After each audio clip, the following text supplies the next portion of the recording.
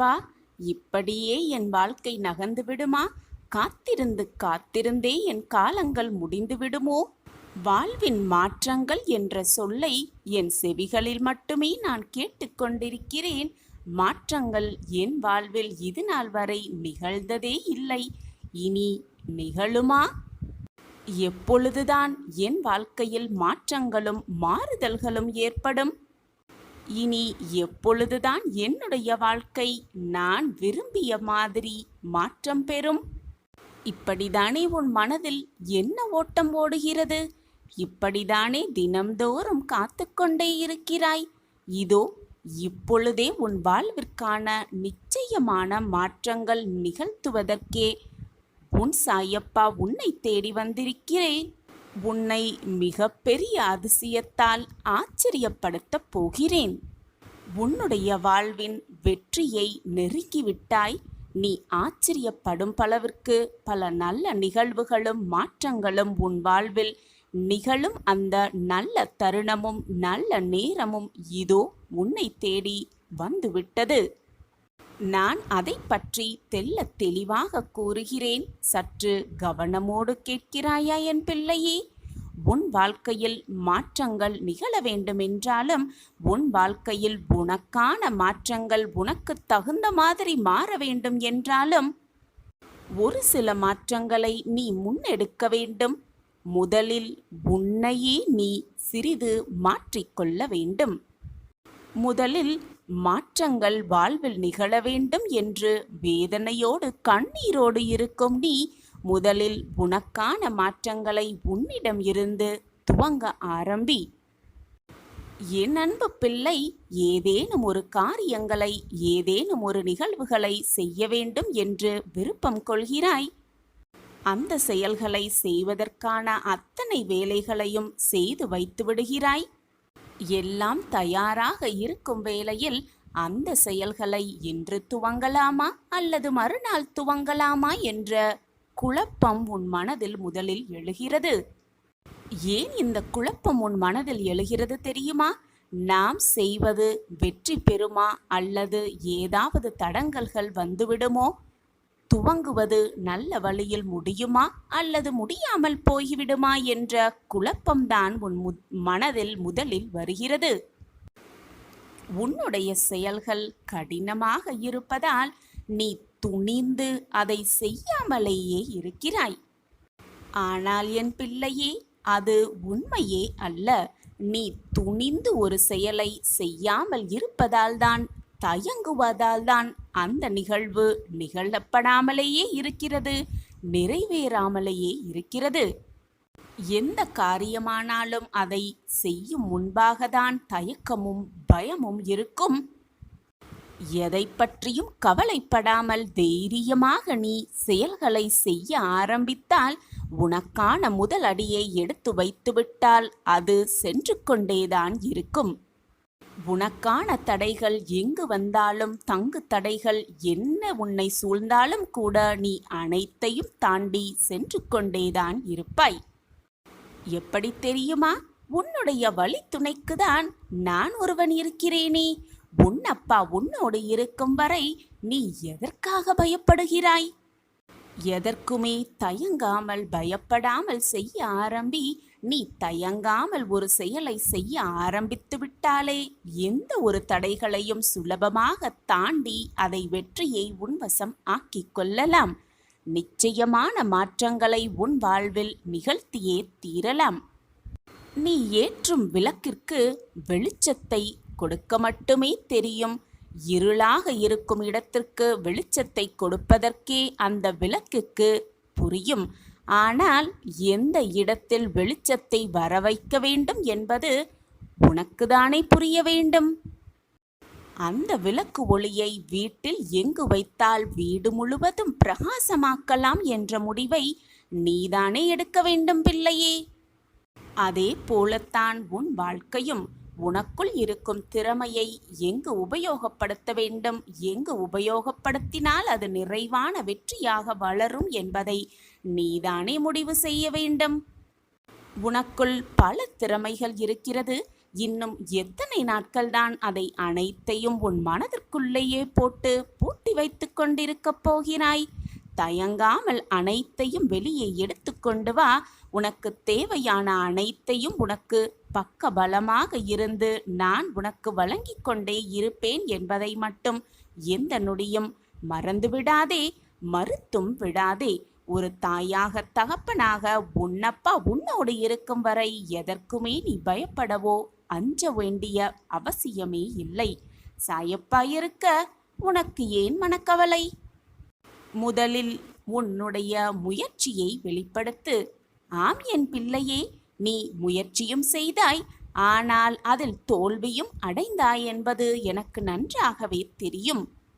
தோல்வியுற்று மீண்டும் தன்னம்பிக்கையோடு எழுந்து மீண்டும் போராடி பார்த்தாய், ஆனால் மீண்டும் உனக்கு அவமானமே மிஞ்சியது. மனம் தளராமல் மீண்டும் மீண்டும் முயற்சி செய்து இன்று கடைசி தருணத்தில் வந்து நிற்கிறாய். வாழ்வையே பார்த்து பயந்து நடுங்கிக் கொண்டு நிற்கிறாய். மனதளவில் காயப்பட்டும் இருக்கிறாய். அனைத்தையும் அறிந்தவன் உன் சாயிநாதர் தானே. அனைத்தையும் நான் பார்த்து கொண்டுதான் இருக்கிறேன். என் பார்வை எப்பொழுதும் உன் மீது இருந்து கொண்டுதான் இருக்கிறது. ஆனால் எனக்கு ஒரு சந்தேகம் தோன்றுகிறது.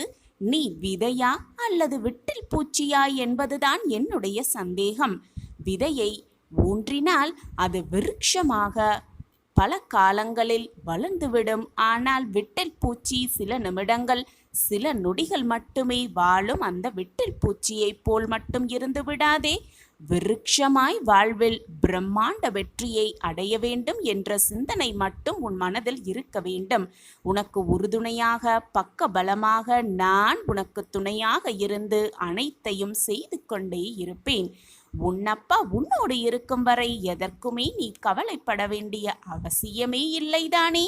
நான் சொல்வது சரிதானே என் குழந்தையே? அதற்கு நீ கொஞ்சம் பொறுமையாக இருக்க வேண்டியது மிக மிக அவசியம். உனக்கு கொடுத்த வாக்கின்படி அந்த வாக்கை நிறைவேற்றுவதற்கு நான் என்னுடைய சமாதியிலும் கூட வேலை செய்து கொண்டுதான் இருக்கிறேன். உன் வாழ்வில் என் அற்புதம் தொடங்க நான் வழிவகை செய்து கொண்டுதான் இருக்கிறேன். இப்பொழுது உன் வாழ்க்கையில் நீ பட்டு கொண்டிருக்கும் கஷ்டத்தை கூடிய விரைவில் உன் வாழ்விலிருந்து விலக்கி வைத்து உனக்கான சந்தோஷத்தையும் நிம்மதியையும் உனக்கான அற்புதத்தையும் ஆனந்தத்தையும் உனக்கு கொடுக்கத்தான் போகிறேன். என்னுடைய இந்த வார்த்தை உன் செவிகளில் வந்து எப்பொழுது சேருதோ அந்த நிமிடத்திலிருந்து உனக்கான நல்லது உன்னை நோக்கி வந்துவிட்டது என்றுதான் அர்த்தம். இனி நடக்கப் போவது அனைத்துமே உனக்கு சுபமாகவே இருக்கும். நீ என்றென்றுமே என்னுடைய ஆசிர்வாதத்தோடு வளமாகவும் நலமாகவும் சந்தோஷமாகவும் வாழப்போகிறாய். அதற்கு உன் சாயப்பா நானே சாட்சி. தினமுமே நம்பிக்கையோடு என்னுடைய உதியை உன் நெற்றியில் இட்டுக்கொள். அது மட்டுமல்லாமல் என்னுடைய நாமத்தை வாயால சொல்லிக்கொண்டே இரு, மனதால் உச்சரித்து கொண்டே இரு. நீ தொட்டதெல்லாம் உனக்கு துலங்கும். நல்லது மட்டுமே உன் வாழ்வில் நடக்கும். அதுவும் நிரந்தர நன்மையாகவே இருக்கும். பெருந்தன்மை என்பது என்ன தெரியுமா? உன்னால் முடிந்ததை விட அதிகமாகவே மற்றவர்களுக்கு கொடுப்பதுதான் பெருந்தன்மை. பெருமை என்பது உனக்கு தேவையானதை விட மிக மிக குறைவாக எடுத்துக்கொள்வதுதான் பெருமை. உன்னோடு நான் இருக்கிறேன் குழந்தையே. இனி உன் கஷ்டங்கள் எல்லாம் உன்னை விட்டு விலகும் நேரம் நெருங்கிவிட்டது. வாழ்க்கையில் நீ அனுபவித்த வேதனை, துயரம், சோதனை மற்ற எந்த இக்கட்டான நிலையை வேறு யாராவது அனுபவித்துக் கொண்டிருந்தால் அவர்களுக்கு உன்னால் முடிந்த உதவிகளை செய்து கொண்டே இரு. எப்பொழுதுமே செய்து கொண்டே இரு. தர்மங்களில் தலையாயது உதவிதான். தேவைப்படுபவர்களுக்கு உதவுவது. அவர்களின் உதவியற்ற நிலைமையை பார்த்து ஏளனம் செய்யாதே, சந்தோஷப்பட்டும் கொள்ளாதே.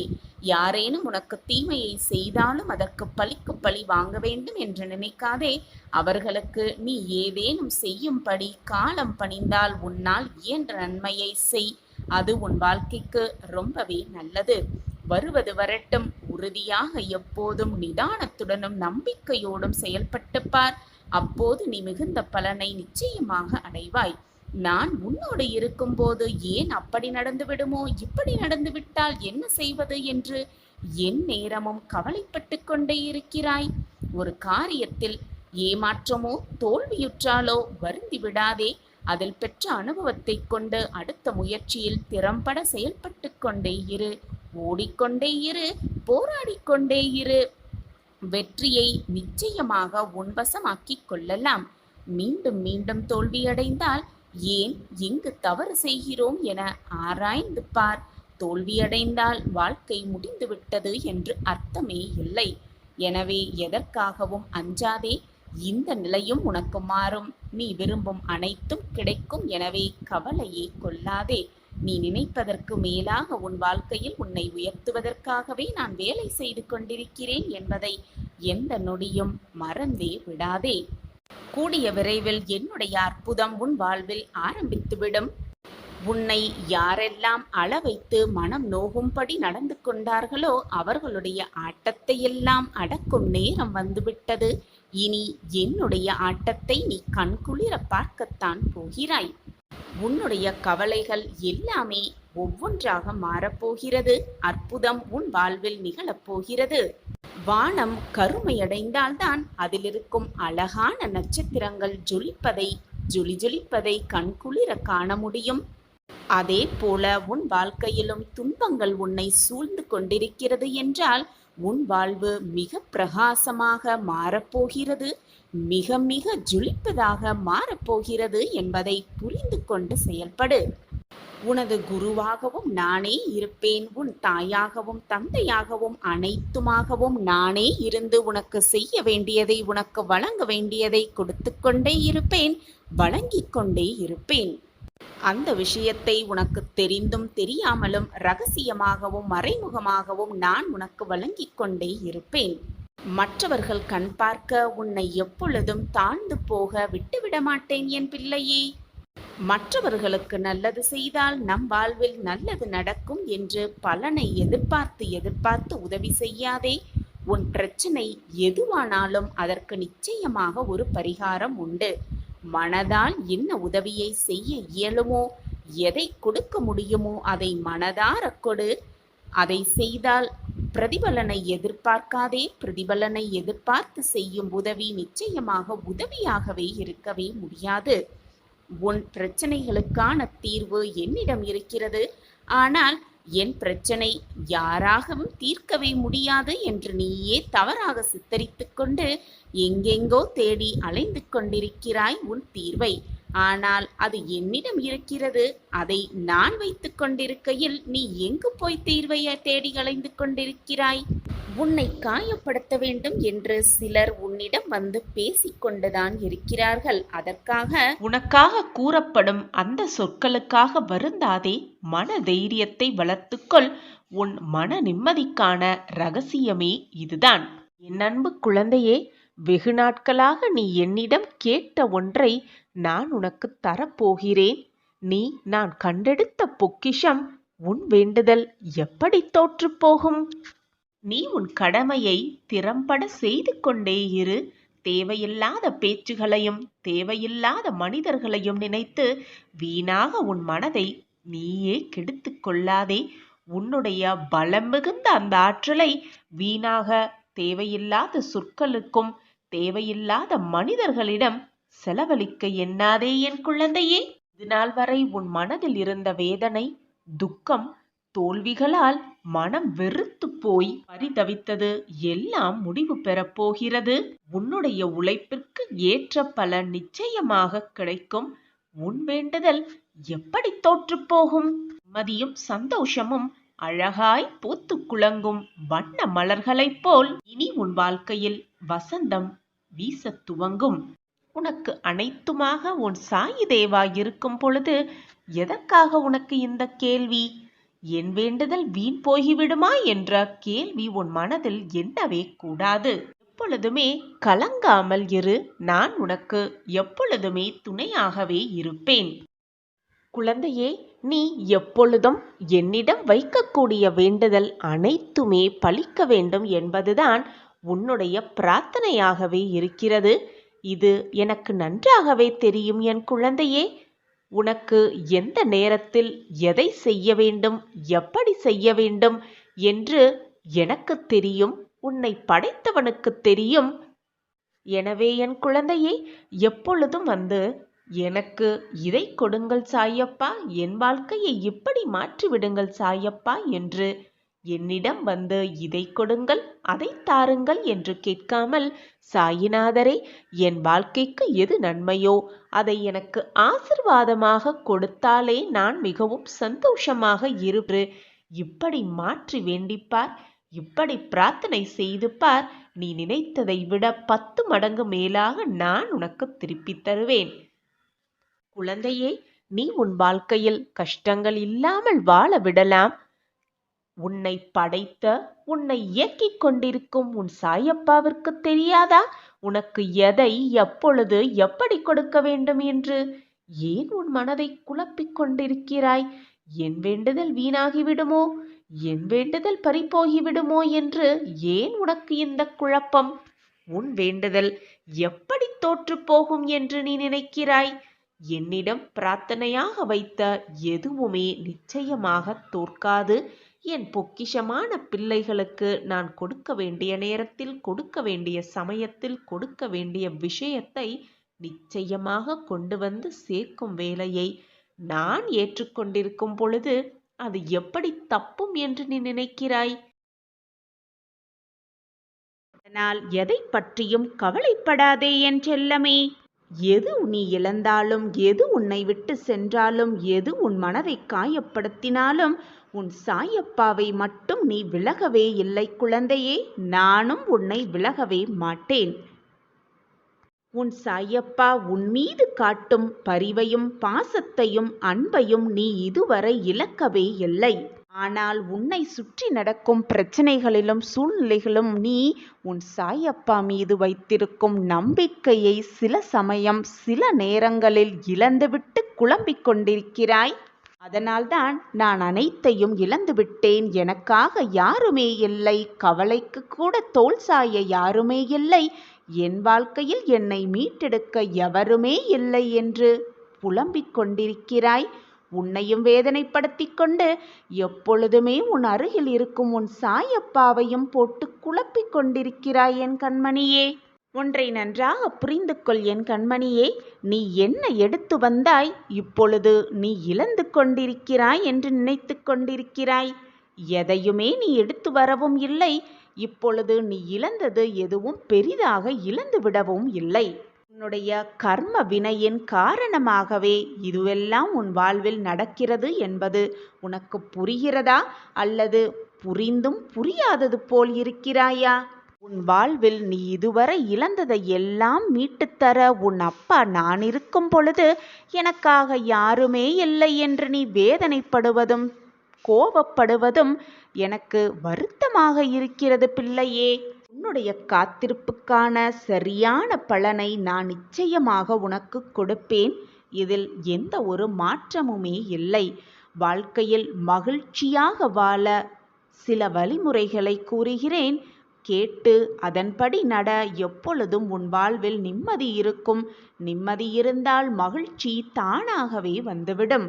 ஒரு குரு தன் சீடர்களுக்கு அறிவுரை வழங்க வந்து கொண்டிருந்தார். அப்பொழுது அவர் கையில் ஏதோ ஒன்றை எடுத்து வருவதாக சீடர்கள் அனைவரும் பார்த்து கொண்டிருந்தனர்.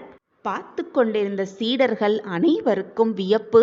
தன்னுடைய குரு கையில் என்ன கொண்டு வந்திருக்கிறார் என்பதை அறிந்து கொள்ள ஆவராக அனைவரும் குருவையே பார்த்து கொண்டிருந்தனர். அப்பொழுது குரு கையில் ஒரு சிறிய கயிறு இருந்ததை அனைவரும் பார்த்தனர்.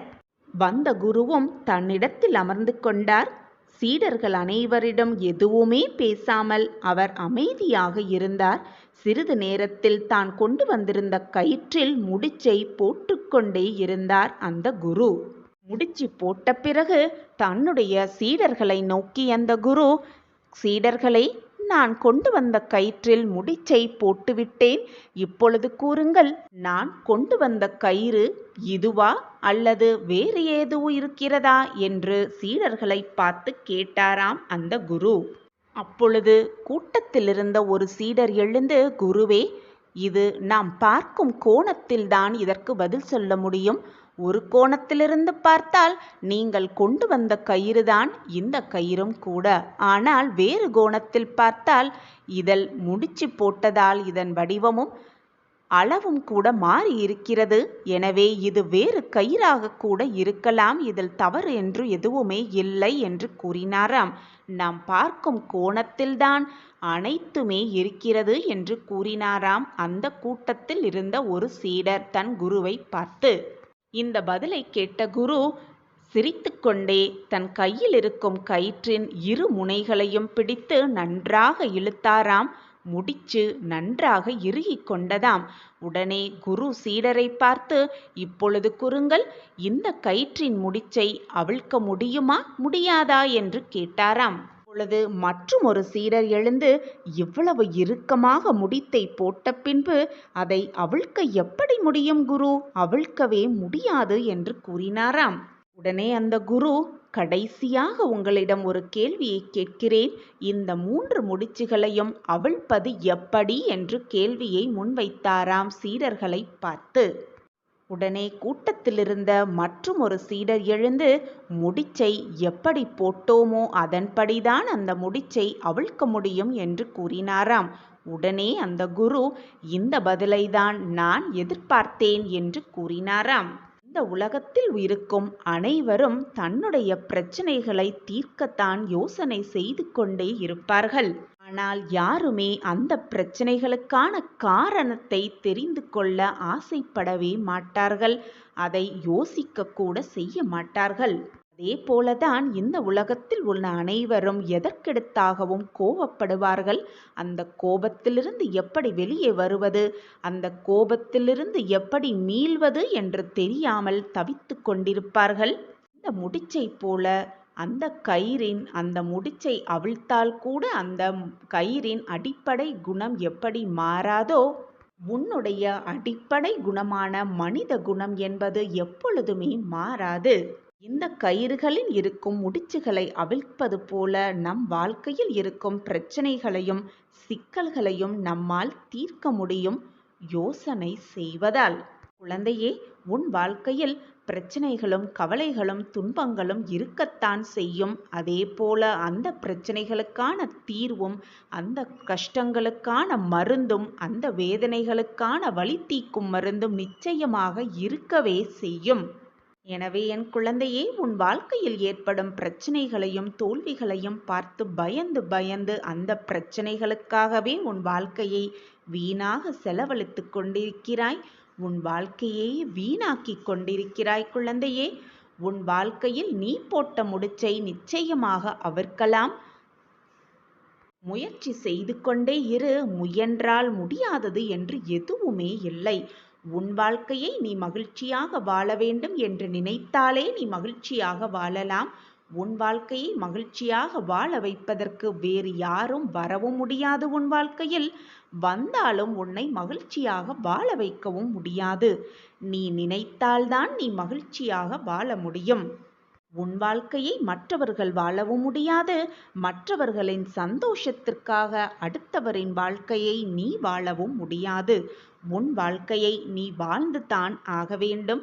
அதை மகிழ்ச்சியாக வாழ வேண்டுமா, நிம்மதியாக வாழ வேண்டுமா, அல்லது போராட்டத்தோடே கழிக்க வேண்டுமா என்பதை நீதான் முடிவு செய்ய வேண்டும். குழந்தையே, உனக்கு கிடைத்திருக்கும் இந்த பொக்கிஷமான வாழ்க்கையை சந்தோஷமாக, நிம்மதியாக, ஆனந்தமாக, அற்புதமாக வாழ கற்றுக்கொள். குழந்தையே, நீ கூப்பிட்ட குரலுக்கு உன் வாசல் தேடி வந்திருக்கிறேன் உன் சாயப்பா. கேள், வேண்டியதை அனைத்தும் கேள். உனக்கான அற்புதமும் அந்த அதிசயமும் நிகழத்தான் போகிறது உன் வாழ்வில். இது உன் சாயப்பாவின் சத்திய வாக்குதான். நல்ல எண்ணங்களை உன் மனதில் ஓடவிட்டு கொண்டே இரு.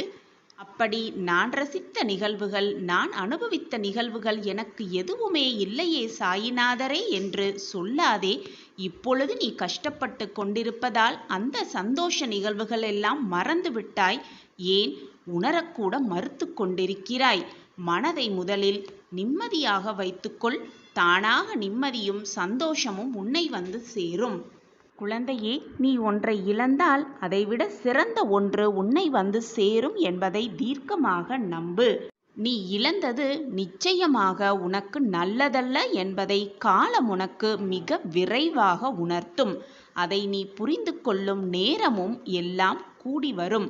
அப்பொழுது சொல்லுவாய், நான் இழந்தது சரிதான் சாயிநாதரே, நான் அதை வைத்திருந்தால் என் வாழ்க்கை என்னவாகி இருக்கும் என்று என்னிடமே வந்து சொல்லுவாய். நல்லதையே நினை, நல்லதையே பேசு, நல்லவற்றை மட்டுமே நினை. நீ நினைப்பது போல, நீ எண்ணுவது போல எல்லாமே நல்லவையாகவே நடக்கும் உன் வாழ்வில். எதிர்மறை எண்ணங்களோ பேச்சுகளோ உன் வாயிலிருந்து புறப்படாமல் பார்த்துக்கொள்.